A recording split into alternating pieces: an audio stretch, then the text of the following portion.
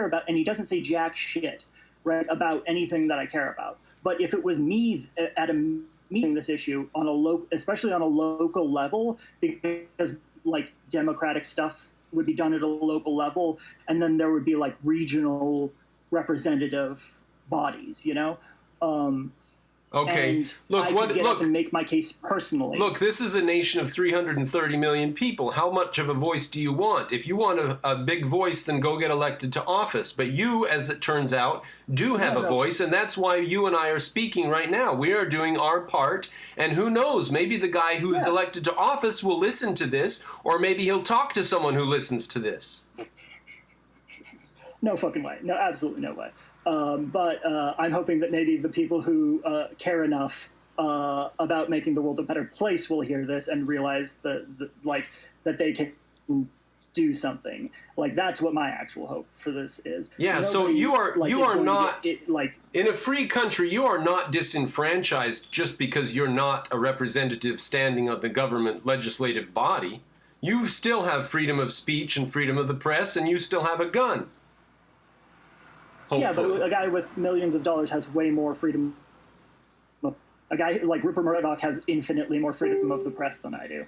Yeah, but millions also of infinitely more guns than you do. In a free economy, having a lot of money means that you've benefited other people massively. That's how you get money in a free economy. I know there's ways to get money as a state and as a statist, but in a free economy, you have to benefit other people to get their money from them.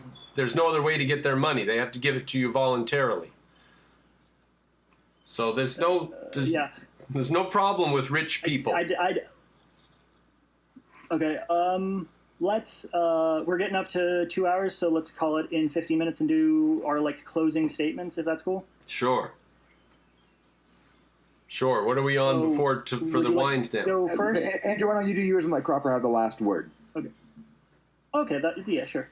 And then obviously we'll do the outro afterwards and say where you can find us, etc.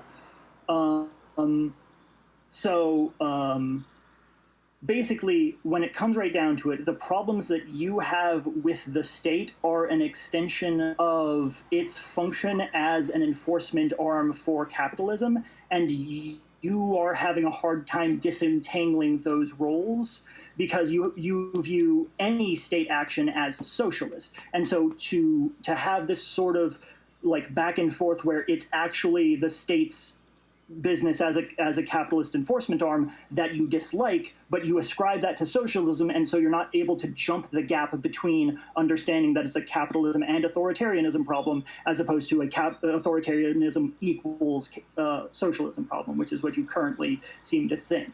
Instead, a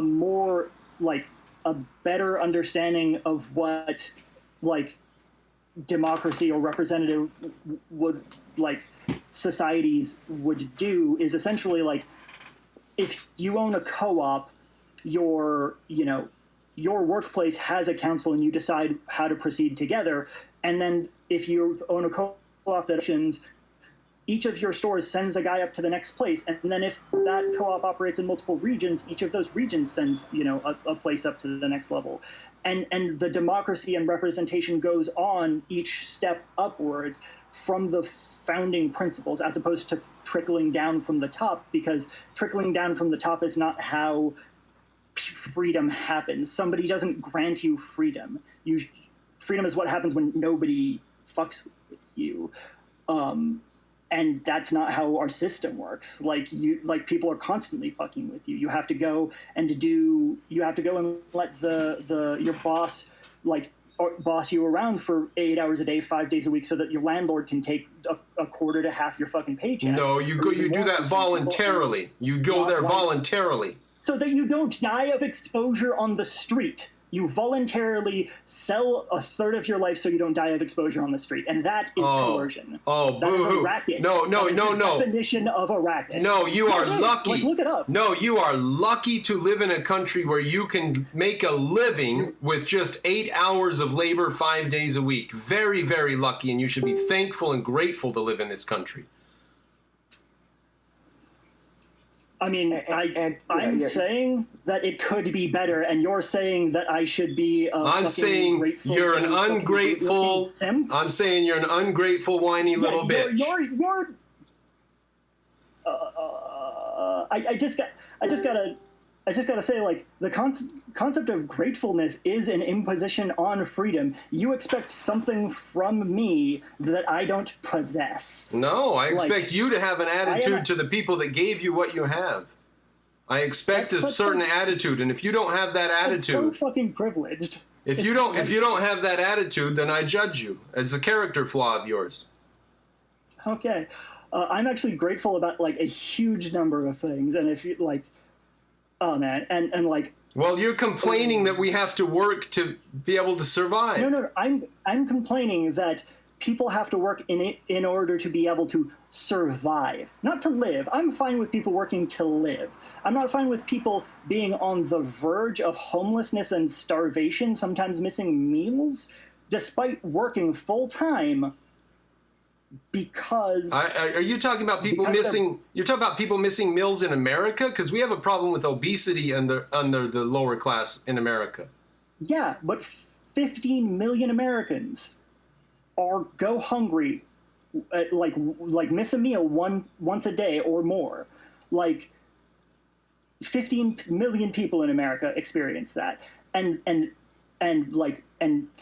what 1.6 million Americans are homeless. Like, okay, 15 million, that's 4% of the population. 180 million are obese. Those poor people, yes. They have trouble standing up. They can't tie their shoes. We throw out so much fucking food in this country, and yet some people don't get a fucking meal every day. Like, how is that okay? Our system is mismanaging resources. Some people are too fat because they're not getting the right nutrients. And some people are too skinny because they're not getting the right fucking nutrients. And we're throwing food away. In my opinion, this is a problem with the way the system is run, and the system is run by capitalism. It is not a problem with the system. It's a problem with you and your resources. If you see something that is inefficient like that, then that's your job. And that's what this is why capitalism is bad, because I'm already a worker. I'm already just the next tier up above those people who are hungry every goddamn day. And so capitalism can't solve these problems because capitalists who have all this money just put it back into the same things that get them more money and more control over the economy, and not into things like solving food inequality and solving homelessness. It occurs to me you don't give a damn about the people because you would be happy about everybody being obese and there's almost no hunger at all. I said that some people are obese, and so they're getting bad nutrition. They're getting food that doesn't make them feel full, that gives them too much fat, and so they get fat because of that. So we go from a situation where there's a periodic starvation in society 200 years ago to a modern period. There's no famine anymore, and you're still not happy. Million Americans who are missing at least one meal a day. Yeah, and you're still not happy, bitching about these people missing one meal a day. 1 meal a day? Are you kidding me? Wah. 20 fucking years, dog. Wah. Tell them to go to a soup kitchen or get a job.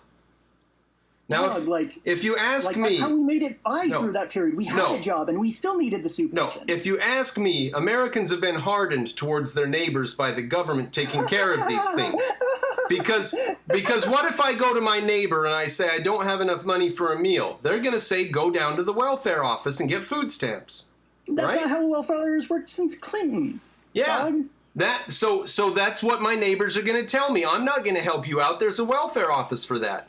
Neighbors are not responsible for neighbors. There's a government office to go to. But that's because the way the media communicates the facts of welfare, that it's just that's because there's a welfare office. No, man, because exactly what I'm saying. Sometimes people are working their fucking asses off. My mom had 40 hours a week a 40-hour-a-week job, and she still wasn't able to provide enough for me and my brother after rent took its cut, after fucking everything took its cut, and without welfare, we all would have fucking starved, actually for real starved. And that's on top of food banks and soup kitchens, right? And so, because sometimes they didn't have excuse me, you would not starve to death. There's always food available for anyone that's hungry in America. They ask for food, they'll get it. Nobody starves to death in America. There's plenty of food. There are food banks and food kitchens. that throw food away every single You can day. say that You've again, made but that claim several times, but again, that doesn't deal with the fact that there's a disconnect between there being a physical amount of food that is more than the calories needed for the population and people having that actually in their mouths. Saying that nobody starves in America is just ludicrous. If food gets thrown in the trash like it does, that means that no one is making a profit off of it. That means that capitalism has failed to find the market for those last people who are missing meals somehow, and that means capitalism is failing. No. Yes.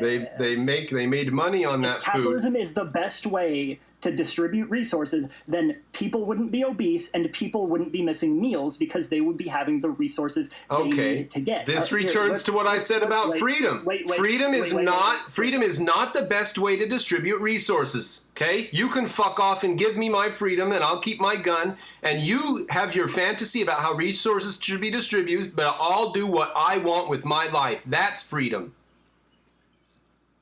I mean, it's not about I was going to offer to let you have your closing statement and then the rebuttal period after that. That's just your fantasy to distribute resources. In a free economy, people just do what they want to do. Individuals do what they want to do, and individuals transform society in free economies, like they did throughout the 1800s, the men I'm sure you call robber barons and so on. They are a tremendous, amazing benefit and boon to society, and they give us everything we have. Okay. What about all of the what about all of the white supremacists who for the last 150 fucking years have been using their influence as individuals to convince people to do violent crimes like the fucking Oklahoma City bombing? There's still way less people killed by white supremacists than there are by black criminals every day in America. That's like a non sequitur. I'm saying America is the privation of black people by an oppressive system. So you're going off your head about 800 deaths versus 64,000 deaths. You say is a non sequitur to connect them. No. Like the point that you said is every action is individual, right? And so the circumstances that cause the crime, right, are directly related to that. And the circumstances that cause white supremacist terrorism are directly related to that. And the people who do terrorism are significantly worse than the people who, in a panic or in a robbery, make a fucking bad fucking call and accidentally kill somebody. That's really fucking bad for them, and that's a bad individual action. But it is not evil. It is just impossibly fucking stupid. I doubt your moral sincerity when you focus in on such a minuscule and irrelevant thing when there's so much other larger topics. To the people who have to watch loved ones killed for simply being a color or a religion or whatever, that they have to live in fear of the next time one of those is going to happen and they're going to lose somebody again. Look, 125 black people are going to die at the hands of other black people today, okay? I don't give a fuck. 5 white people are going to die today of murder. 125 black people are going to die today of murder. So why would you focus in on those white people? Because the problems of white supremacy and the problems that plague those black people are the same fucking problem. White supremacy exists to prop up capitalism, and capitalism depriving those people of the resources they need to live and threatening to throw them on the street and starve them if they can't get any fucking money is the reason why these people are going out on the street and doing muggings and selling drugs to try to make ends fucking meet. And so saying that this is a problem of race or saying that it's a problem of individual choice is wrong, because these people are making the only choice they have available to them, and that choice is made available to them by this system that gives them the shitty choice. System that's bad. Saying that America and white supremacy is so stupid. We fought a war against slavery, you fucking idiot. Are you fucking kidding me? We fought a goddamn war that killed 500,000 people to end slavery. This country is not based on white supremacy. That's ahistorical. we did not fight the South to end slavery. We fought the South to preserve the Union, and that's just a historical fact. Exactly, to preserve the Union. And why did they leave the Union? Because Abe Lincoln was elected. And why were they mad about that? Because they thought he was going to make slavery illegal. And then he made the Emancipation Proclamation 4 years into the war because he wanted to leave slavery on the table in the peace negotiations. Why did they declare independence? Because they thought Abe Lincoln was going to make slavery illegal. Okay. That's true. That's why they declared independence. Yep. And then he did it on account of them having, refused to come back to the peace table over and over again. Yeah. So find me another country that's fought a war to end slavery. One more. Just one other country that's fought a war to end slavery. Britain? No, they didn't fight a war. They just did it by act of parliament. Oh, fuck you. Russia was the better one. Speaks more highly of them. And by the way, look at all the socialist revolutions. How many of them have survived? The only revolution that survives is the American Revolution. Well, I mean, the Chinese one is still technically going. Vietnam's still going. Dead. Chinese Revolution died under Mao. And Vietnam's? What's where they're have you seen Vietnam's numbers for COVID cases? Oh, I don't believe the COVID stuff. I don't believe any of that. We got there. I think we should let Cropper take the last word, make any closing statement, final arguments there. Then we'll kind of plug everyone's shit and call it good. Okay. All right, find me at Mr. Cropper. I'm Brandon Cropper. Did you want to make any kind of just summary closing statements, anything else you didn't get to or wanted to address? I just want to make sure you had that chance at the end. Oh, nothing I could think of off the top of my head. If one of you want to throw me a question you want me to clarify before we go, that'd be good. I can't think of anything, but I've had just a lovely time arguing with you. So thanks for throwing the debate me flag out, because this has been great, and I'm glad to. Bravo. Maybe we should do another one in a few days about COVID. I might need more than a few days just to kind of rest up, prepare myself for that. But I will leave that on the table. Next week, maybe, because it's current. It's a hot topic. Yeah. All right.